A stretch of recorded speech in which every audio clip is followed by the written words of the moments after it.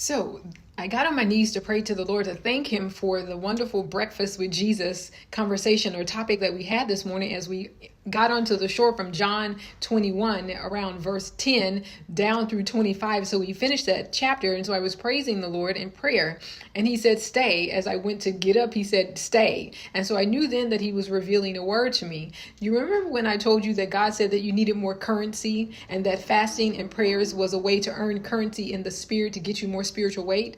But you also receive more authority in him because he opens up a trust fall window where you can fall into him and trust him and to know that you're guarded and guided if you do so. Amen. And in doing so, it gives you more authority that you then can apply into the earth. Amen. So God said that you're guarded during those fasting prayer times, because you have a cherubim to your right and to your left. You have an assigned angel to the right and to the left of you. You see it in Jesus' resurrection. The two angels are on the tomb waiting for him. Now, the reason why I bring this to your understanding is I was praying and the Lord said, break fast. Breakfast is what he was showing me. The word breakfast in my mind is what I was thinking, because I didn't eat breakfast this morning, right? And so he then brought it to me again. And so as I looked up the word for breakfast, it means para to sum. Or in English, breakfast, para to sum. And so to break those words apart, the word break means para. And it means to break up, to violate, to frustrate, to negate, to break away asunder, to cast off, to cease or defeat a thing, to disannul it, disappoint it, dissolve it, divide it in any other way, to bring it to nothing, to make it void, right? And then Holy Spirit said, break fast, breakfast. So break the fast, break fast. Breakfast means to eat coming out of a fast, meaning overnight when you don't eat, you then break that fast of not eating by consuming breakfast, right? Well, what he was sharing with me was break fast as in break, pause, stop, hit the break, fast. You need to fast. Amen. And so as I was receiving that, he immediately took me into, if my people who are called by my name will humble themselves and pray and seek my face and turn from their wicked ways, then I'll hear from heaven and I'll forgive their sins and heal their land. Well, that's why he was having me stay in the humbled position of being on my knees, because right now I'm on my knees and I had to stay on my knees in the preparation of this word to feed his sheep as he gave me the word this morning. Amen. Thank you, Jesus. He's being very literal in a lot of this so that it can be very literal for you to receive it, because our heads are hardened and our hearts are hardened in a lot of ways. That word humble is Hebrew 82:13 and it means shafel. Shah and then fail, F-A-L-E. And it means to depress or to sink low, to humiliate, to put yourself in a low, abased position, to bring down, to cast down, to humble thyself. So I'm sounding the alarms right now. This is your sounding the alarms right now moment. God said, go into an immediate fast. However you're doing, whatever you're doing, he says fast. Don't consume anything else for the rest of the day. Don't consume, he says. You must fast.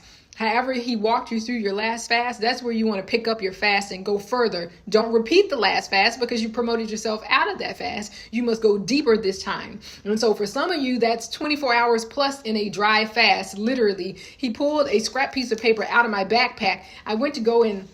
And I know this is making some of you mad, because I'm receiving that somebody's going to be mad just by hearing this word, because he sends you to me to tell you when it's time to fast because you don't pay attention and ignore him, right? And so I went to pull my earplugs out of my backpack and I had to dig down at the very bottom because I didn't put it where I normally would put it. And when I pulled it out, this paper comes out with it. Y'all, this paper says dry fast, Old Testament, Esther, verses 4:13. Only Jesus, only Holy Spirit. Only Holy Spirit will do that, because it's a part of a tab that broke off of the page in the book. Amen. And so I pray it's a tab that broke off in the Bible. God said, as I was pulling that piece of paper out, and I was literally trying not to hear him tell me I needed to go into a dry fast, because I just said, go get your earplugs, go fix the breakfast that you did not eat. So I get in the kitchen. The first thing he tells me is I take out the first container.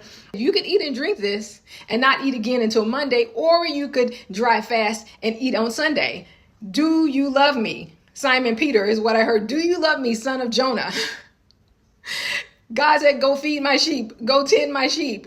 Now, in my spirit, I believe Simon Peter is a descendant of Jonah. And every time I think of Jonah, it's a dry fast, because he was in the belly of the whale for 3 days. No food, no drink, right? He had no fresh water. He had no fish. He was not eating sushi in the belly of a whale. Amen. So the Lord is saying, anywho, Anywho, God said, today is a divine alignment of the assignment for you and the earth and his covenant to be fulfilled. Planets are aligning at sunset to do some unusual, miraculous thing that you don't have to pay attention to the moon. You don't have to pay attention to the planets. You need to pay attention to your Holy Spirit speaking to you, which is why he's saying you need to be in a dry fast, like right now, ASAP, right?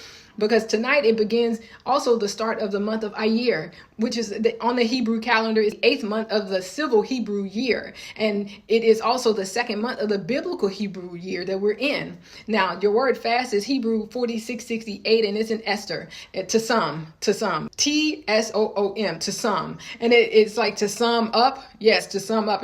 It means to cover over. So cover your mouth. Do not eat or drink. Do not consume. In the case of Esther in the dry fast. And for those of you who are new to fasting, you would not do a dry fast, but you can. You can absolutely dry fast for a certain number of hours. Go as long as you can go or until Holy Spirit tells you not to. But if you have been walking this journey for some time, God said it is time for you to go to your next level because that's where your breakthrough is sitting. In Esther 4:13 through 16, she basically tells Mordecai, go and gather together all the Jews of Susa and pray and fast for me. Do not eat or drink for 3 days or 3 nights. Me and my maids are going to do the same thing. And even though it's against the law for me to go in and see the king, I will go. And if I die, I must die. If I perish, as in another translation. God said, hear me, my people, in Psalms 81:8. I will warn you if you will only listen to me, Israel. This is a warning that he's giving us that there is about to be a major spiritual transformation, a major shift in the spirit, and you need to be hearing it. John 1:51, he tells us, amen, amen. Surely, truly, I tell you, you will see heaven open and the angels of God ascending and descending on the Son of Man. But you've got to be in the right position because in Matthew 9:15, he tells us, how can the guests of the bridegroom mourn while he's with them?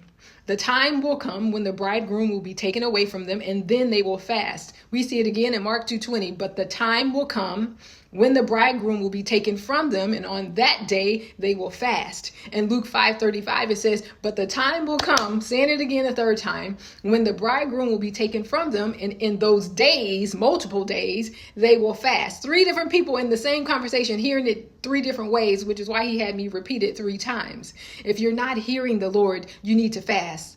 If you're hearing the Lord, you need to be obedient and fast, because if you're hearing the Lord and are disobedient to him, you definitely need to fast. You need to fast. If you're walking righteously with the Lord, you fast so that you may level up spiritually and have more authority in the kingdom to do the aligning assignment that he's about to give you for this month of Ayir of 5786, so that it all boils down to it is time to fast. We've got to go into an urgent fast, God said, and we don't take fast lightly. It is not something you do cavalierly. You need to sit and get your scriptures, and you need to ask the Lord, what specifically am I praying for? What am I fishing for? What am I going into the spirit for? Lord, help me see so that I can receive and pray directly and hit the target. We don't dry fast just to be dry fasting. So it's so that the power of God can come into you and he can use you to enact something in the earth, to shift something in the spirit. Hallelujah. Thank you, Jesus, that we may receive all that we are called to receive for our own benefit, but we're called to fast and pray